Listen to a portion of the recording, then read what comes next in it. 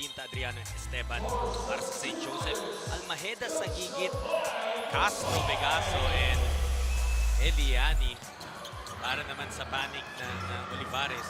See St. Joseph already going to a zone defense kaagad. That might be their only chance, pero ang ganda ng play ng Olivares to start the game. They're ready for it. Tignan mo, si Castro, who's the shooting guard of Olivares, is probably just a few inches shorter than the center of St. Joseph's. And ito, hirap na sila makakuha ng bola. Question din dito sa inbound na St. Joseph. Do you want your point guard in Liguin being the one na Sometimes, yeah, sometimes Yeah. you want your best passer there, the smartest guy, kasi kung may quick trap, at least yung release pass sa kanya rin eh. Usually, teams nowadays, medyo interchangeable na rin yung mga 1, 2, 3 spot nila. Of course, there also are more traditional teams, but okay with that. tulad ng sabi mo, no? You're taking a look at the lineup right now. Kitang-kita mo yung height advantage na Olivares right now. And you expect them to press. Tingnan mo, yung press nila, iniwan lang yung tao. Easily stolen by Eli. Nice stop. Now it's Eli. On the other side, gets fouled. And what kind of press is that na tinapon na Olivares very early in the game? Ako, tinatawag ko, bastusan press eh. Kasi wala nang tao eh. Mag-isa lang siya nagbabawa ng ball. And from the front court, somebody just goes and traps. But you see a lot of teams do that also. Lyceum, Pirates of Coach Topex Robinson also, you know, they love doing that. They just leave their man and just blitz and trap. I mean, even Coach Jamaica of NU, iba-iba, may mga coaches na gano'n yung gusto na. Minsan sa half court nila ginagawa. In this case, sa full court. Oh, nice pass. Salarza nakabutas doon. And he gets St. Joseph up on the board. That's the guy that we mentioned there. That's why they want the point guard to inbound kasi magaling pumasa. Nice finish by Salarza. Matindi rin yung pinagdaanan nung pasang yun ni Liguin before finding the recipient. 4-2 right now, and you're right, no, with the press, it's really what troubles, what has been giving a lot of problems sa panic ng St. Joseph in their entire stint dito sa UCBL, a new coming team. Pero ito si Paulo Castro looking to give them more nightmares, knocking down his first three. Hirap talaga yung St. Joseph kasi they're smaller than every team here. Every team is physically stronger than them also. They can kind of bully them and apply a lot of pressure. Pero this is Salarza, one of the guys who really can hold his own.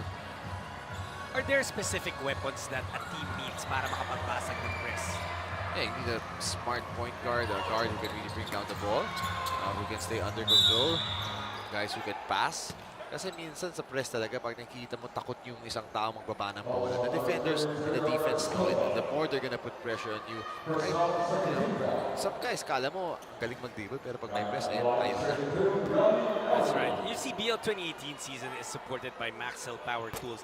I remember covering St. Joseph's game against the PCU Dasmariñas Dolphins, and that's the same thing that my partner back then, Jai Reyes, mentioned. Yun niya parang aso na nakakaamoy kapag takot ang tao. The more that you sense some fear in the ball handler, the more the press eats you alive. And Jai would know that because, you know, he's faced a lot of different types of pressure throughout his college career, PBA career. Iba-iba rin yun eh. I mean, sa UAAP, kung takot ka talaga magbaba ng bola, or sa NCAA, you won't last in that league because grabe rin mag-pressure mga ibang player doon. At the same time, yung conditioning, no, Oh, Charles, yeah. that we need to be able to sprint, not just one point to the other, pero parang zigzag the court for 40 minutes, practically. That's why teams like to press. They like to wear you down. Sometimes you get a lot of turnovers. Ito, sayang, nakamiss na. Pero hindi naka-rebound St. Joseph. That's off their man. That's going to be really a challenge for them. First to bring down the ball, second to get rebounds because they're so much shorter. Ito, they're giving up open shot after open shot. And you cannot give that to Castro because he will knock every single one of those open shots. Pangalawang tres na yan ni Paulo Castro. He gives his team a 9-point lead, 11-2. Unforgiving talaga yung depensa dito ng St. Joseph. Almajeda, pasa kay Eliani. Castro, this time it's a lose. He's got 8 points. So Castro alone, times 4 na ng output ng St. Joseph. It's now an 11-point advantage, 7-19 to go in the first quarter. Timeout muna tayo.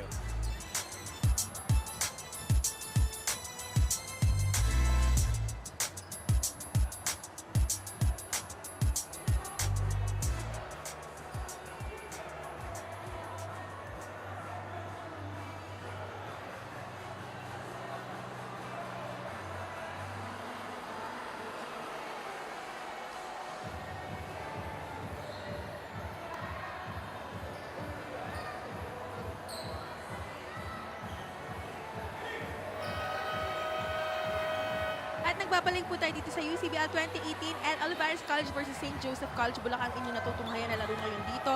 And kumpleto ang lineup ng both teams for this game.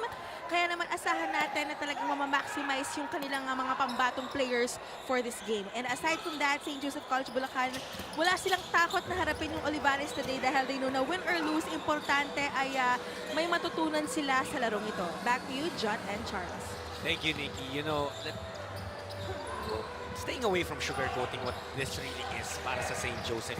It's a means sa kanila para sukatin hanggang saan ba yung kayang abutin ng kanilang koponan. They've won tournaments in Bulacan. They were champions there. And syempre, you want to seek that next level as a team, Charles. This really shows you how far the level is right now for teams in Manila, I guess, versus dun sa Bulacan or at least in St. Joseph's case. So it, pushes you harder to work on. Of course, it's not nice psychologically and confidence-wise to get beaten up by this much by any team. That's no fun at all playing sports kasi mismatch talaga. Pero you know what? This is a good experience for them. It says that they will get better from this team for sure. Iba yung confidence sila pagbalik nila sa Bulacan. UCBL 2018 season is supported by Jerry's Grill. And that's the mentality of championship teams. You're not just contented na panalo ka lang ng panalo, but more trouble brewing up para sa panig ng St. Joseph. Si Taverner, kakapasok pa lang. He's holding his knee. Yeah, and that's never a good sign. He's still down on the floor and you see him Hindi ko nakita mo ano in nangyari. extreme pain. Oo nga eh. Hoping for Sana the best. natuhod lang siya or hindi nag-twist eh. We'll see it here. Ayun, mag-isa eh. Oh, that's not a good sign. You know, anytime na yung na non-contact, yung injury sa tuhod, that's always very, very, it's a crucial You situation. can see that that knee is already full of knee nga braces eh. So it's going to be tough to tell, but that does not look good. Ayan, you see naman si Miss Nikki Viola already trying to get a report there. We'll hear from her in a bit. But at this point, prayers out to John Kenneth Taverner. Somebody's got to carry him to the bench. I don't think he's going to be able to stand. And even if he can, it might not be the best idea, no? Shouldn't put weight on that knee. He can barely move, Charles. Yung ibang parte ng katawan niya, nakapag-twist na, he's trying to mobilize himself. But yung tuhod talaga is, that left leg has remained stiff. My brace I hope, na yung tuhod yeah, niya eh. I hope he doesn't put too much weight on that. There's got to be a bigger guy carrying him on the left side.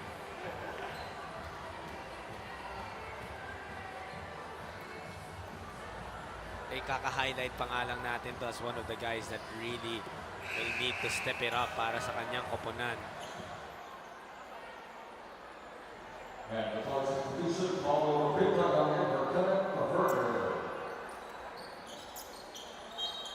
So that will be an even bigger blow. Towards the end of his walk to the bench, medyo umokay na. The limp was toned down, but still, you gotta be very careful. Lalo na. At the very least, it's probably going to be a sprain. Yeah, and he's really young, and there's promise that we saw in Kenneth Taverner dito sa stint ng St. Joseph sa ating UCBL Season 3. Speaking of that, UCBL 2018 season is supported by Tough Mama.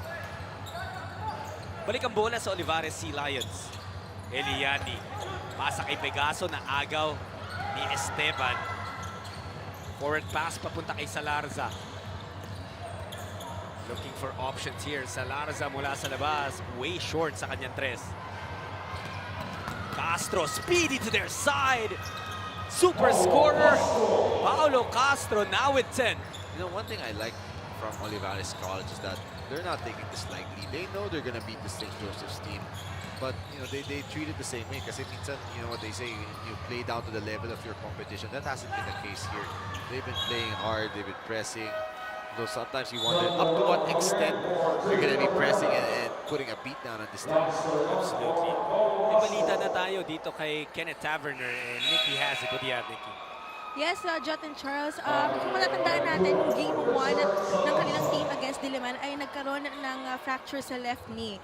Itong si Kenneth Taverner. At kanina, sa kanyang galaw ay bumigay yung left knee na yon. So tinanong namin siya kung nagpa-check up na ba siya for that? Sabi naman niya nakapagpa-check up na. And meron din naman nag-go signal yung doktor na pwede na siya maglaro. But yun nga kanina, na-apektuhan ulit yung fracture na yun. So baka magpahinga muna siya sa kanilang bench. Back to you guys. That might be best para kay Taverner.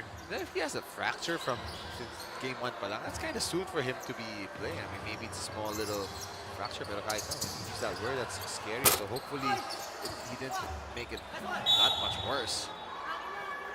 And, right now, I think he has been taken back to their dugout.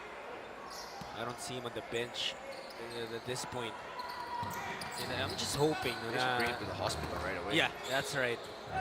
Well, thankfully, dito lang sa labas ng ating gymnasium, there's a hospital. I'm sure they would love to check on him and make sure that the young man is okay. But Olivares, the Sea Lions are also very well okay because they are now holding on to a 19-point lead. But earlier, maganda yung galaw ni Buenaventura who scored the 4th point. Has the basketball right now. Hindi ka maagawan sa likod. Nakabasag na naman ang St. Joseph. And Rupinta gets another bucket para sa Taurus.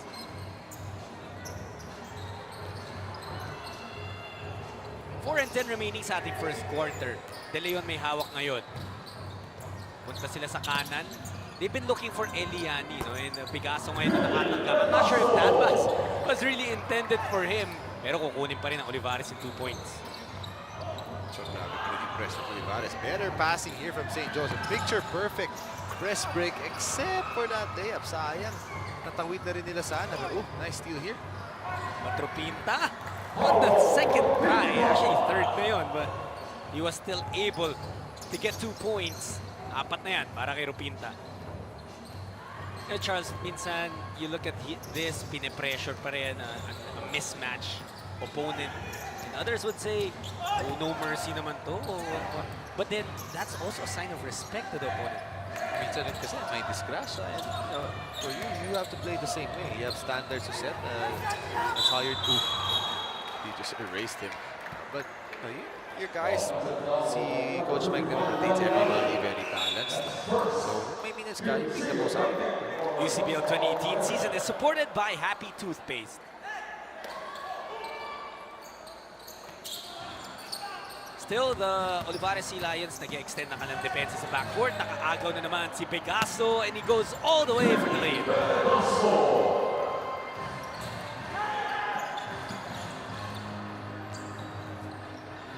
The long passes that St. Joseph are trying also sometimes are very hard and dangerous kasi nahahapan ng Olivares at ang bibilis. But when they did that short pass na fast break na 4 na pasa, ang dali naka-break ng press kanina. Ganda naman ang pasa ni Buenaventura doon. That made the shot from Esteban easy.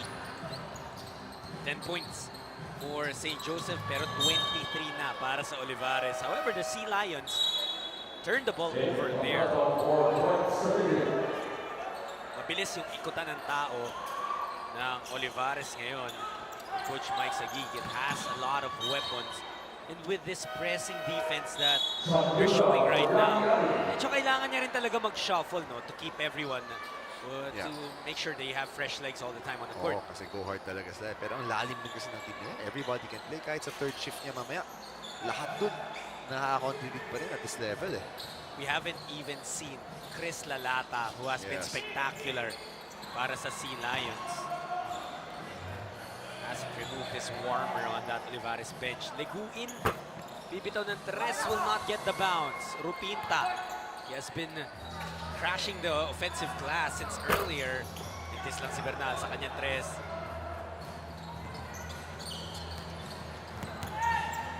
Ito ngayon ang Olivares. De Leon swings it out. Kompleto to Picasso. 10 segundo sa kanilang shot clock. De Leon will take the baseline J and will find the bottom of the net. Simple lang, ha? Pasa-pasa lang yung St. Joseph, this ball movement. Open shots ito. They love doing this, St. Joseph's press break rather. Kunyari kuha ng bola, biglang backdoor king niya pa sila ng babat o ng bola. Ito successful, but they've also committed turnovers off that. Absolutely. 10 seconds a shot clock. Leguin dancing in front of the defender. Leguin with a clinic finish there. At hindi nagugustuhan ni Coach Mike sa gigit yung nakikita niya dahil nababasag pa rin kahit papano yung depensa ng kanyang Sea Lions. Take a look at this once more. Eli Leguin showing that ball, hiding it, and then taking it to the other side. 25-10 ang abante, or 25-10 ang abante ng Olivares College. Double check that score. I think it should be 12 for Olivares, for St. Joseph.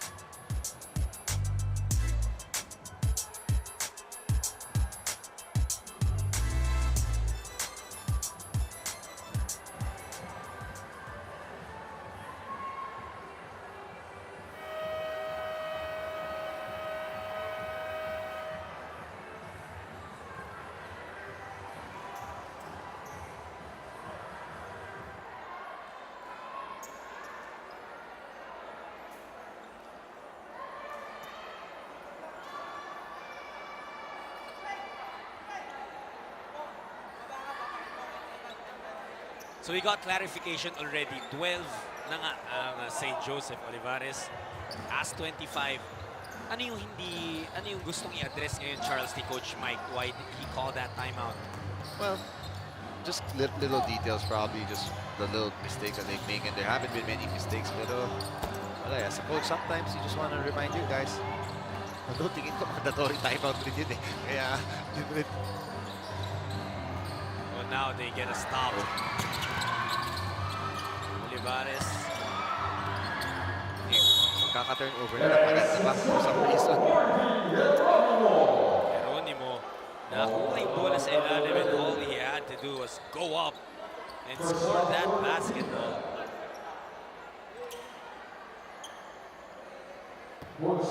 UCBL Season 3, Our Time to Shine. 27-12 ang lamang ng Olivares Sea Lions. Hindi na kumpleto yung 3-point play. UCBL's 2018 season is supported by Cafe France. Esteban may hawak ngayon. Leguin. Nakakatawa si Buenaventura. The smallest guy on the floor was asking for the ball underneath the basket.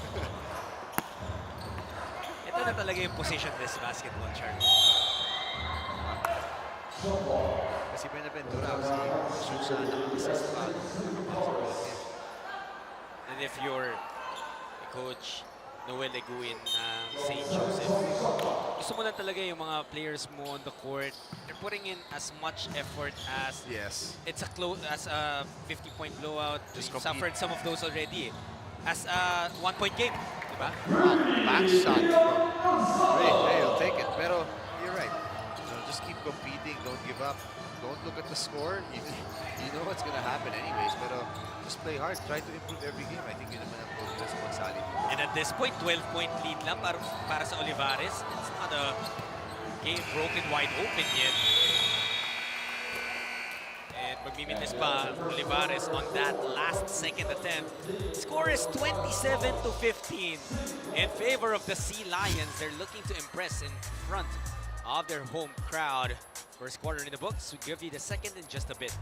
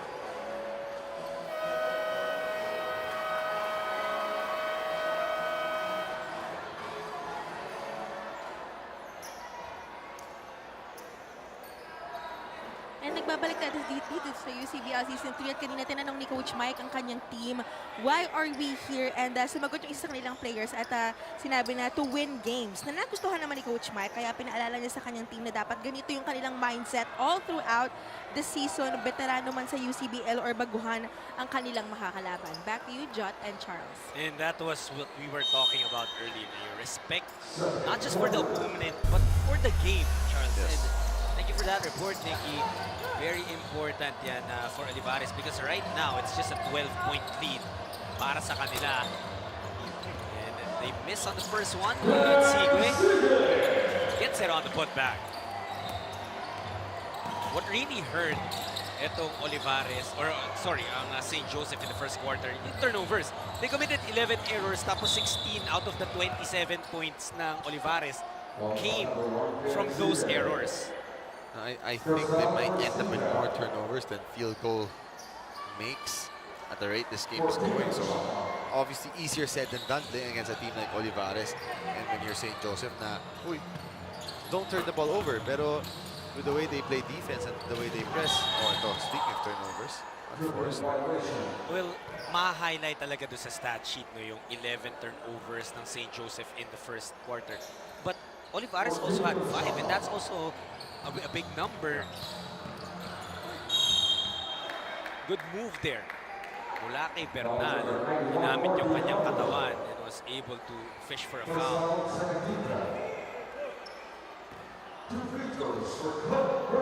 While the stint of St. Joseph here in the UCBL Season 3 hasn't been easy, they have been stayed their track and they have been fighting. UCBL 2018 season is supported by Maxwell Power Tools. See some battle scars na doon sa jersey ni Bernal with spurts of blood. Hindi talaga madali no, yung makipagbakbakan because every team na naglalaro dito sa UCBL, they're giving it their all. Matapak talaga yung mga taga-Bulacan. Absolutely. Fighters. Again, St. Joseph gets a stop. Counter steal nga lang. And Bernal was whistled for a foul from behind. You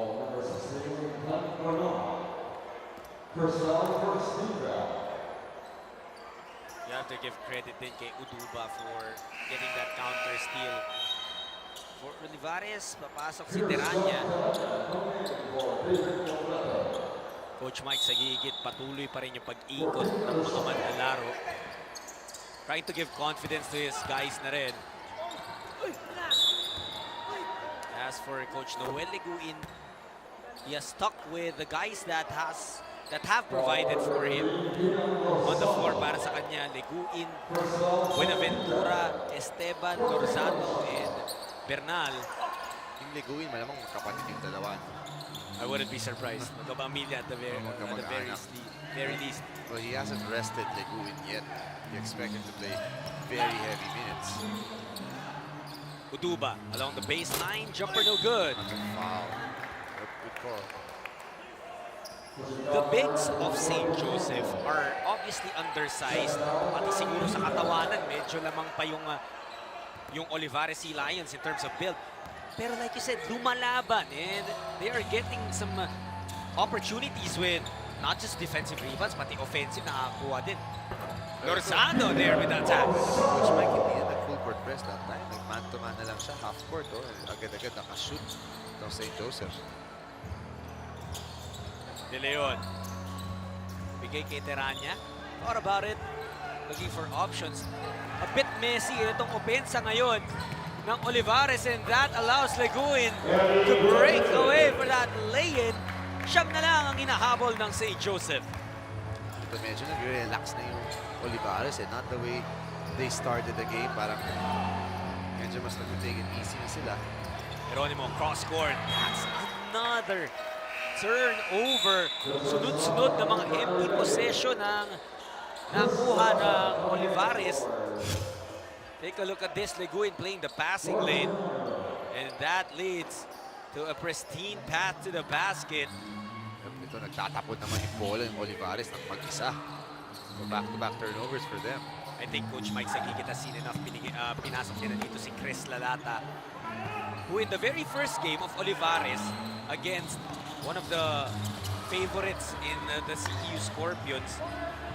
He scored 31 points at eto na. Nakabuelo na rin Olivares. Eranya bumitaw sa 3. Re-establishes a 12-point lead. Larza asking for teammates. UCBL 2018 season is supported by Cherry's Grill. Pangalawang pabandang 3 na yan ni Marzano. Ganun kaya talaga siya tira? Papaisip na ako eh. Nikki, pakitanong nga.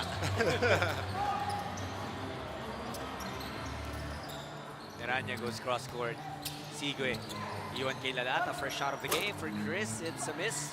Yan talaga yung lamang ni Uduba. Laki-laki niya eh. He's just getting rebounds over everybody. The truth is, compared to other imports in the league, si Uduba, medyo mas maliit. Sa St. Joseph, there's no one on that team right now na makaka-match up sa kanya size-wise. Actually, dyan si Uduba, hindi nga import yan eh. Taga La Union yan. Oh, there you go. Obviously, he's Yes, half, foreign. Yeah, foreign.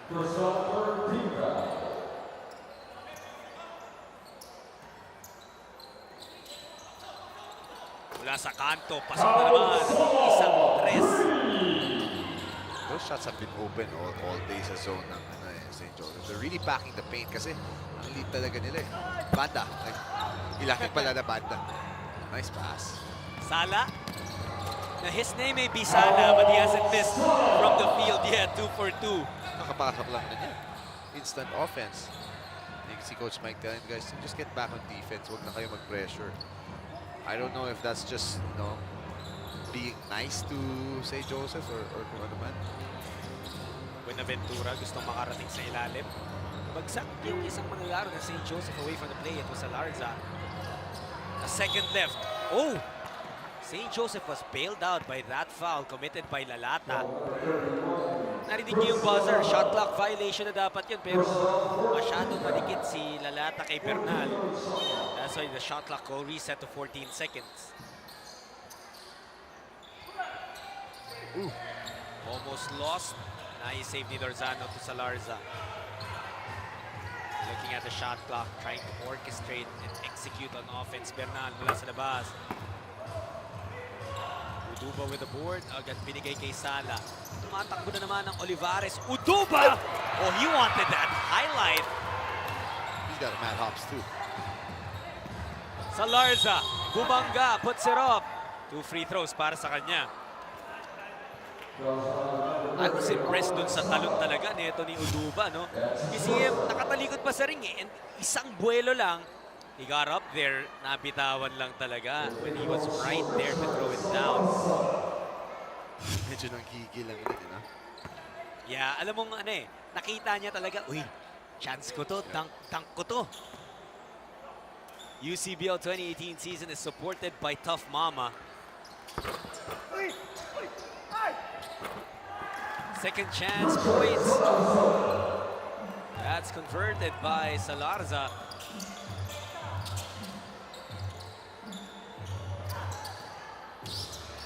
Sigue. They're swinging to the other side. Naglambitin pa sa ere pero no-go yung kanyang layup. Sala na naman. Couldn't get this three-pointer. Uduba working hard. Ang daming nagbanggaan doon. And Uduba refuses to be helped by opponents. Kakampi lang daw, ang pwede.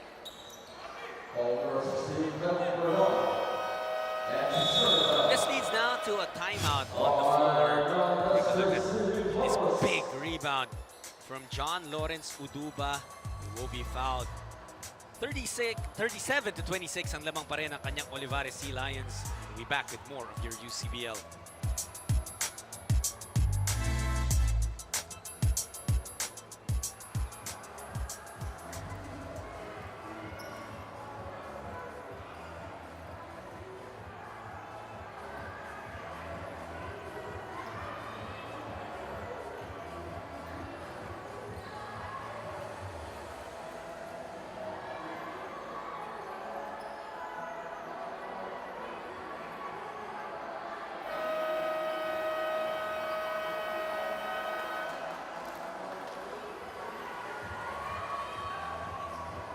St. Joseph College of Bulacan still looking for their first win dito sa UCBL Season 3, isa sa dalawang newcoming teams, and they really are trying to break through, but it has been difficult, lalo na ngayon sa larong to. Kalaban ang wala pang talo ng Olivares College Sea Lions. We'd like to thank also Olivares College for hosting the UCBL all the time dito sa kanilang gymnasium. But at the same time, I'm sure it also gives them sort of an edge with all the fans that come out para supportan sila. The other game I covered against PCU, grabe, yun mas puno talaga, mas maingay yung game na yun. But also remember, yung unang laro nila in the opening day of Season 3, kontra CEU pa yun. Obviously, one of the favorites nga, like we mentioned kanina. And it was a great game kung saan bumalik ang Olivares from being down big.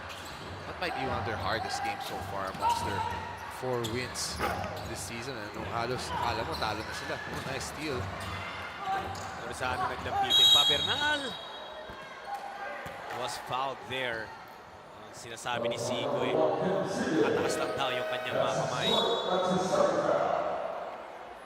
As a defender, minsan, Charles, hindi mo na mapapansin na, although nakataas ka lang, hindi mo mapapansin, hindi na pala straight eh, no? Kahit yung katawan mo, minsan naka-diagonal ka konti, may little bump, feeling mo diretso ka eh. Pero referees know best. Sometimes. UCBL 2018 season is supported by Happy Toothpaste. Bernal, wala nga lang nakuha sa free throw line doon. So yung kalamangan na Olivares Sea Lions stays steady at 13. Bakers doesn't. They're trying to go to Lalata. Chris double team. An unsportsmanlike foul. Protect the ball, pero Siko sa dibdib halos. Si Barbacena yung nasa receiving end. Tirang yun, Siko. And that's one thing with Lalata. I know he's very good, but he's also physical, borderline 30, because I've covered his game and I've seen sapul sa mukha talaga eh. Kitang-kita ng ating referee. It happened right in front of him. Ito si Barbacena, putok eh. They just call it offensive foul. So they downgrade. Yung una kasing pita, as you saw on the replay, unsportsmanlike foul. Sabi nila offensive lang naman. Parang confident naman sila Lata no, na ma-downgrade yung foul niya. He didn't really react to the unsportsmanlike signal. Nonetheless, si Barbacena will have to step out. Lalata will be able to stay on the court. And I think Coach Mike is not happy at Lalata. I saw him mouth some words to him, which you appreciate. That's unnecessary. You look at who you're playing. Hindi na nga kayo nag-press. Gaganin mo pa sa mukha yung kalaban mo. Esteban Mintes. Ball taken by Sala. Forward pass. Too forward. The ball was way too far for Rosero to catch. 3:37 left in the first half. 39-26.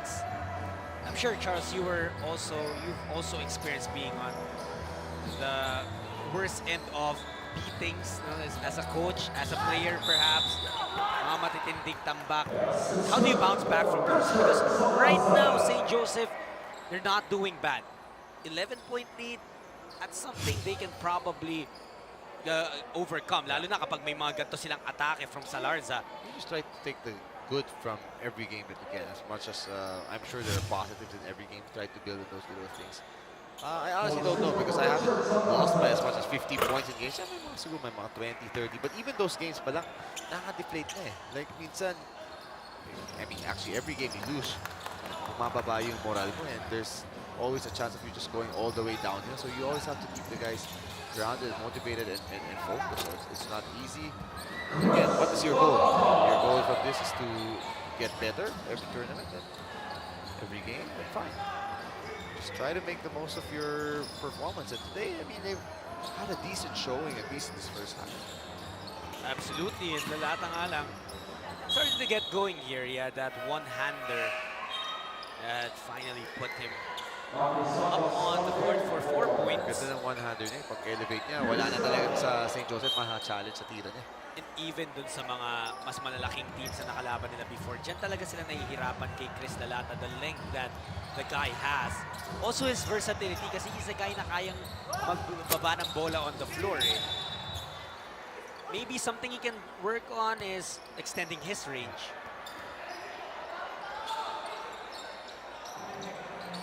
How impressed have you been with the teams that we've seen dito sa UCBL Season 3? I'm really impressed with the quality of a lot of guys, especially teams like Diliman, TIP, Olivares, teams that you don't see as much. Although we have played them from some other leagues sa CSB, from our team namin. Last year nakalaban rin namin Diliman with other imports before they got pirated. Pero you see, familiar yun because like sa D-League, I've been covering the D-League, nakalaban rin namin sila, of course, under Manong Derek. Solid din yung team na yan, no joke. So he's done a good job with that team. I like the level of play here actually in UCBL. Lorzano now with 10 points para i-lead ang kanyang St. Joseph College of Bulacan. He has scored in several ways, no? And some of them a bit surprising dahil nga yung dalawang tres niya, pabanda. But however or whatever way that ball goes through the net, of course, a player will take it. Time out called on the floor, 41-31 ang ating score. Lamang pa rin ang Sea Lions ng Olivares College.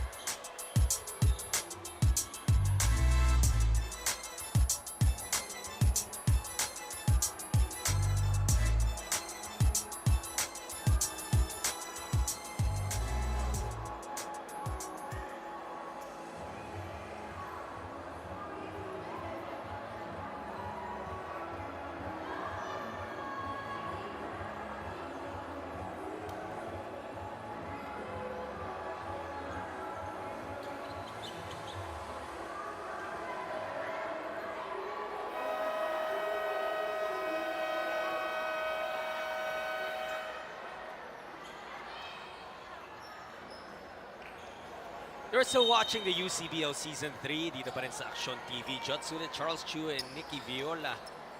Your panel for today, it's St. Joseph versus Olivares College. Lamang po ang Sea Lions na Olivares by 10 points, 41-31. 5 on the floor para sa Sea Lions.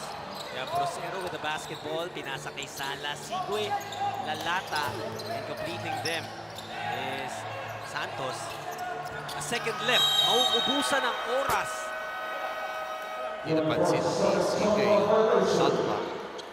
That's something that I'm sure kayong mga coaches, Charles, you're disgusted with possessions like those coming off a timeout. Absolutely. UCBL 2018 season is supported by Cafe France. What has been the secret, if it is a secret, to the success of Olivares sa conference? They're so deep. Lalim talagang team nila. They're completed. They have solid big men. 6 deep halos sa big men nila. 6 na gamit nilang big men. Their guards are solid. They've got shooters. They've got slashers. They've got size. Galing sila mag-press. Okay rin yung sistema ni Coach Mike. They're just a all-around solid team. Ito si Salarza. He has shown flashes of brilliance. He's one of the few guys dun sa team ng St. Joseph na kaya mag-breakdown talaga ng mga defenders and was good size para sa kanyang posisyon. And that's why punta ng punta sa kanya sina Coach Noel Eguin and hindi niya naman pinapaya. He trims the deficit down to 8. 9 points na si Salarza ngayon. He's bounced back. Siya yung one of the 2 guys that we mentioned at our pregame. At least he's playing much better than he did the last time up. And if you're just joining us, kanina po nasaktan yung isa pa namin pinag-usapan na si Kenneth Taverner. Offensive foul. There also have been a lot of turnovers na Olivares has committed. Medyo careless na rin sila. In fact, now, Charles, mas marami na silang errors compared sa St. Joseph. 14 turnovers para sa Sea Lions. Para sa Taurus naman, 13 lang. A minute and change remaining in the first half. Salarza dribbles out of trouble. Labas kay Bernal. The looper, Bernal Mintes. Rebound by Santos. Nagmamadali ngayon ang Sea Lions. They want to get a bucket here. Rosero by the baseline. No good. Salarza forward pass to Buenaventura. Stops, pull up. Masyado malakas. Sayang yung pagkakataon na yun. Santos. Oh, supalpal! Esteban. And it's going to go to St. Joseph. So give St. Joseph a lot of credit. They're showing so much fight today. Like it's the best team in our league right now. Chris Esteban says, not today. Sinara na yung pinto, dinopolak pa. Buenaventura. Nagamit ng pick, decides against it. At foul yan ay tatawag kay Sala. Unnecessary foul there. Lalo na penalty na ang Olivares. So who would have thought entering the half that St. Joseph would be down only by less than single digits against the mighty Olivares squad? I'm sure yung ating mga ibang teams sa UCBL are taking notice of this game as well. Because if you're listening to us and you're thinking, bakit parang hina-highlight nila masyado that this could have been a blowout? Well, the history of St. Joseph dun sa apat na nilaro nila, laging naiiwan ng mga kalaban nila. Tapos, they are winless so far in the conference. Yun namang Olivares, wala pang katalo-talo. Lalata, looking to score. Chris, walang nakuha doon. There is enough time. Buenaventura, nothing on the lay-in. At sayang na possession para sa St. Joseph. But there's a lot for them to be happy about in their performance in the first half. Yeah, they battled. They've gotten a lot. They forced a lot of turnovers also. You know, they made some shots. Hey, this might be their best half of the conference thus far. Probably so. They are just down by 7 points. 41-34 after 20 minutes of action. I-break down po namin ang first half sa aming pagbabalik.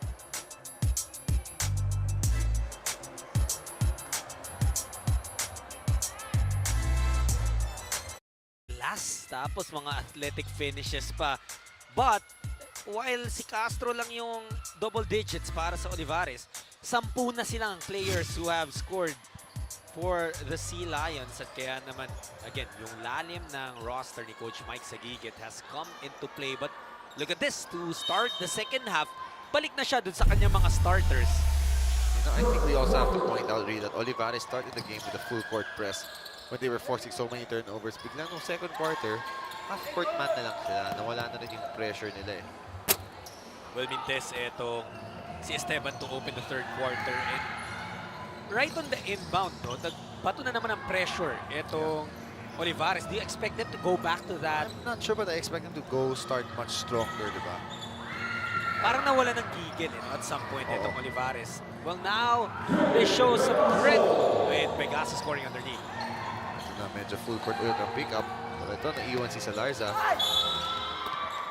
Gusto ko how Salarza attacks the basket. He has those moves where he's able to protect the basketball with his body. Kaya naman pupunta siya sa free throw line. Tayo naman pupunta kay Miss Nikki.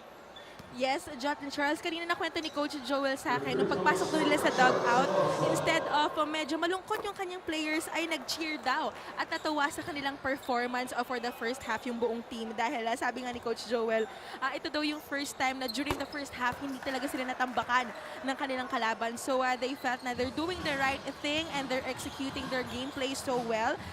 Pinaalalahanan lang na yung kanyang team na for the second half, kailangan they should be really tough on their zone defense. At kailangan mag-enjoy lang sila for the rest of the second half sa kanilang laro. Back to you guys.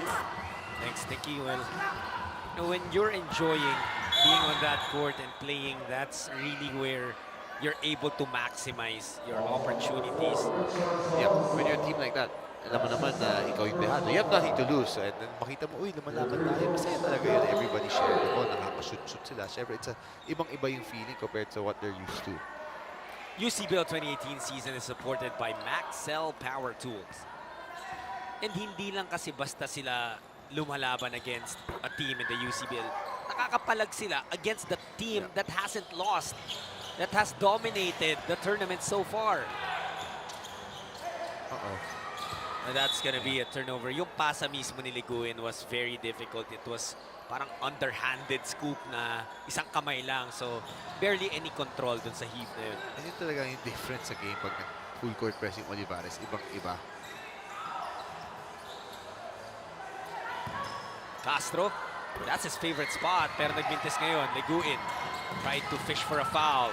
Naiwan si Almajeda sa likod. Leguin, iwan kay Bernal. Using his body, Esteban, beautiful pass mula kay Clint Bernal. 8:20 remaining in the third quarter. Nagtatawag ng play si Almajeda. Castro. Dwight sa gigit. They go back to Josh Almajeda and they go underneath kay Eliani, and he has to be a walking mismatch para sa Olivares. Kahit dalawa pa yan, binabanggaan niya lang, tinatangay niya lang lahat, tapos kuha ng foul. Nice play earlier. Yeah, this is our assist of the game, brought to you by Jerry's Grill. Clint Bernal, nahanap si Chris Esteban doon, and all Chris had to do was put that baby to sleep. Ito lamang ang abante ng Olivares. Well, it was extended by Eddie Yani there. It's up to 9 now after a pair of free throws. Salarza ginugulo ni Castle. There's the blind side. Help. Another turnover. And again, once Olivares decides to put on the pressure sa backcourt, dun talaga hirap na hirap itong Taurus ng St. Joseph Bulacan. Almajeda dumps it down low. They're looking for the best option. Joshua Almajeda decides to take the three, pero wala siyang nakuha doon. Kinapitan ni Adriano si Vegas, and that's gonna be a foul on John Paulo Adriano. UCBL 2018 season is supported by Jerry's Grill. Stepped out of bounds. What has St. Joseph done to force a lot of turnovers dito sa panig ng Olivares? Medyo active naman yung zone nila eh. Makukulit yung zone pag nasa isang tao yung bola, may double team ka agad, may some sort of a trap, which has been working to some extent. And also, kahit nung natalo sila ng PCU, they lost by a very big margin there too. They forced PCU to 35 turnovers in that game. And kung titingnan mo nga lang yung statistical category na yun, you would think na St. Joseph came out victorious sa laban na yun. However, this will be a turnover para naman sa St. Joseph College of Bulacan. They ran out of time on their shot clock.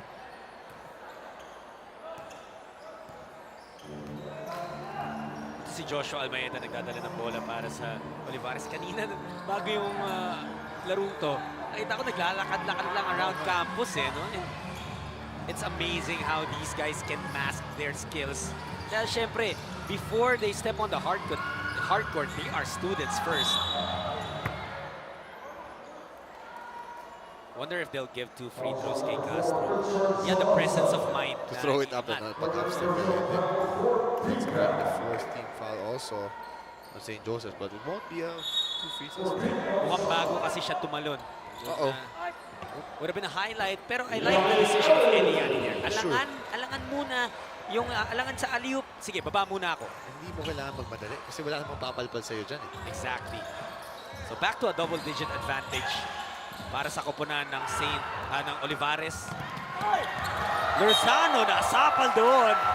Castro not only doing it on the offensive end, he's scoring and preventing the other team from getting points. Paulo Castro using the left hand to get that defensive play of the game, brought to you by Tough Mama. Nikki, anong balita? Yes, sabi ni Coach Mike sa akin kanina, during their dugout, hindi na nga daw siya masyadong sumama dun sa usapan dahil ang nag-lead ng usapan nila sa dugout na yun ay yung kanilang team captain na si Joshua Almajeda. So sinasabi niya dun sa kanilang mga teammates na fast team itong St. Joseph at alam din nilang lahat na yun yung kanilang weakness, so they really have to work on that during the second half. Back to you guys. Maraming salamat, Esteban, mula sa labas. Kumapepti. Ball is lost. Nahabol ni Vegaso, tried to save it. Pero nakakuha St. Joseph. Leguin, sinukat yung 3. That's good! They're just enjoying this. The bench of St. Joseph, their coaches. Like I said, nothing to lose. And they're within striking distance of the best team in the league. At hindi na basta-basta yung kalaban dito ng St. Joseph because this is already the starting unit Yes.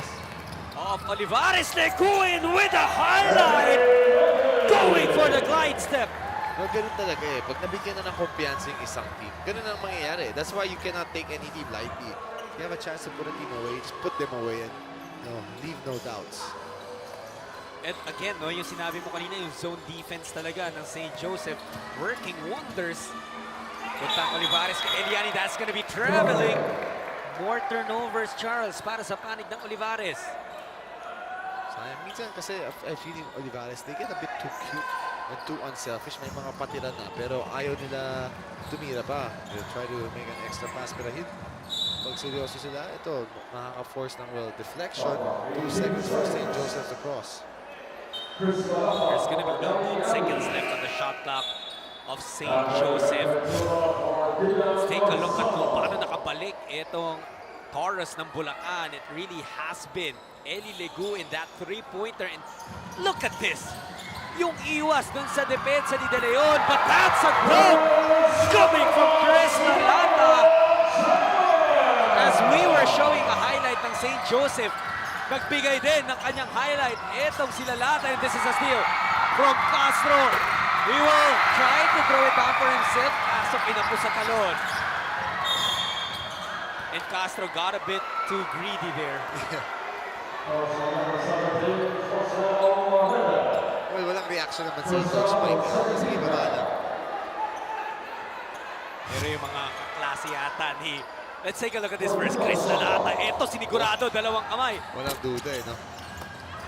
And he has been looking to get his. Uh-oh. Ito na naman. Late up na lang. Pero 2 points pa rin naman. Parang naging wake-up call yung 5 straight points ni Leguin kanina para sa Olivares. Umangat na naman sa 10. Yun lamang. What a spin! Wow, Charles.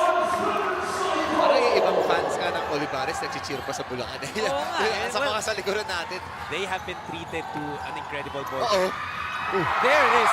Wow. Charles, I'm starting to run out of words to describe this third quarter. Parang highlight reel na. Yung mga editors natin, yung production crew natin, hindi na kailangan mag-cut and screw para gumawa ng highlight reel. This entire period has been that. Uh-oh. Watch out for Lalata. Hindi na bumaba. Castro enjoying an easy lane. This time, hindi na nag-risk si Paulo Castro. After St. Joseph College of Bulacan was able to trim it to a 6-point game, lumayo na naman ang Olivares College, 57-45. Timeout muna tayo.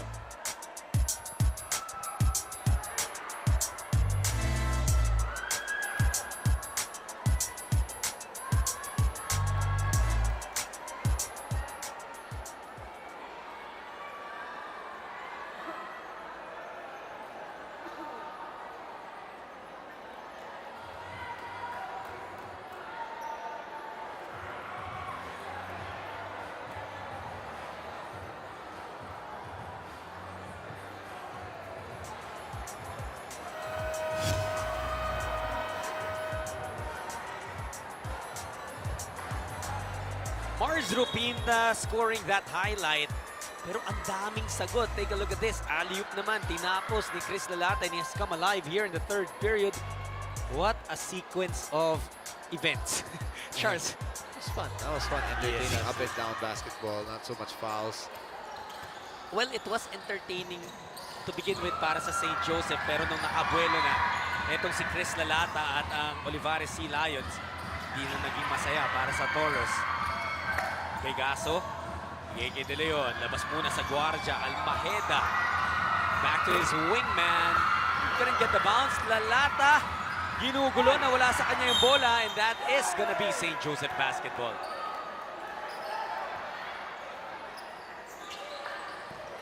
Ito na naman yung pressure, no? You see Lalata chasing Salarza from behind. UCBL 2018 season is supported by Tough Mama. De Leon leaving it for Lalata na aga, 4-2 break. Leguin will finish this for St. Joseph.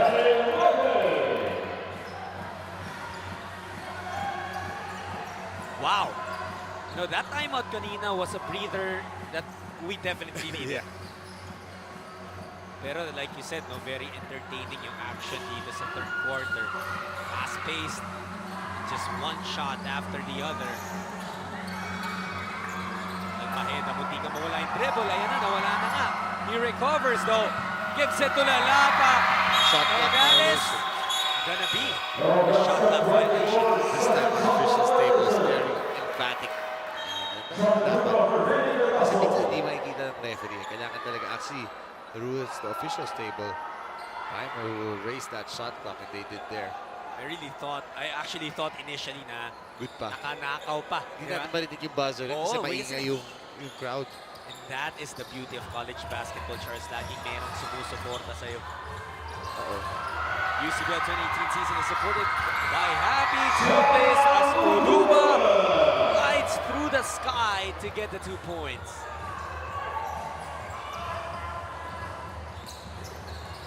Again, Olivares sinusubukan mag-force ng errors dito sa Larza.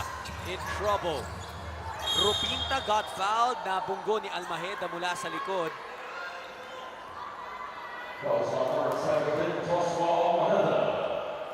Guilty naman si Almaheda.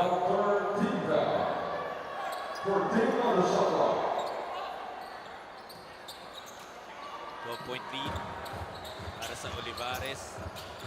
Rupinta loses it. It will stay, however, sa koponan ng St. Joseph.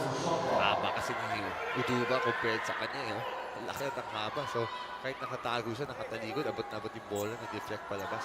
Pretty sure madalas mag-stretching to si Uduba ng bata. Yung wingspan niya is incredible. You know? There's no actual measurement, but you can tell sa itsura pa lang niya. De Leon, nakaagaw dito. Forward pass kay Castro. Pumunta kay Uduba. Oh, almost a dribbling violation. De Leon, kumuha rin ng screen mula kay Uduba. Wala, naka-rebound si Rupinta. Tumatakbo na naman ang mga Bulakenyo. Natapik, nakaagaw, and it has been that kind of basketball between these two teams. Ooh! I'm not sure where the foul was there. Dalawa yung humahabol eh. Nasa harap si Esteban, sa likod naman. May Benaventura yung Yeah. So I think medyo nanginayang si Esteban kasi malinis from our point of view. Medyo mabilis. From our point of view, malinis yung sapal ni Esteban sa harap. Let's see a replay of that. Sayang. Castro gets the first free throw. Eto na. Ikaw na humatol, Charles. Taplis ng halos, parang wala. Nonetheless, 2 points nakuha ni Castro from the free throw line, extending their advantage to 14 points.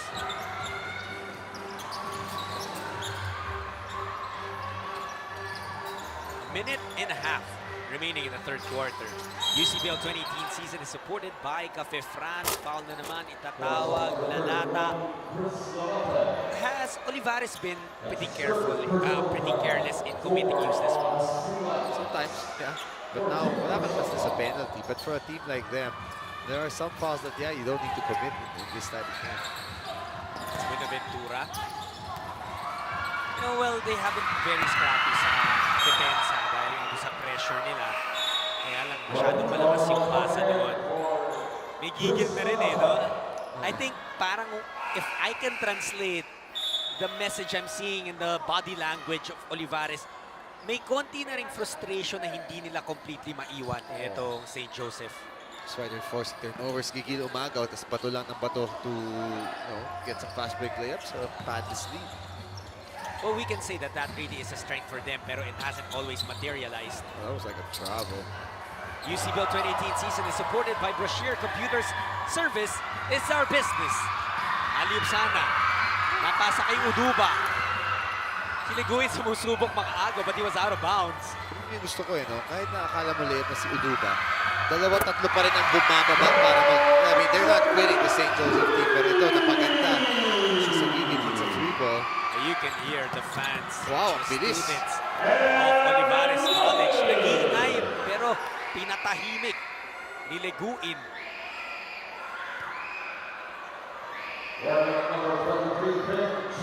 Nabigyan ng warning si Kim Jordan for delay of game.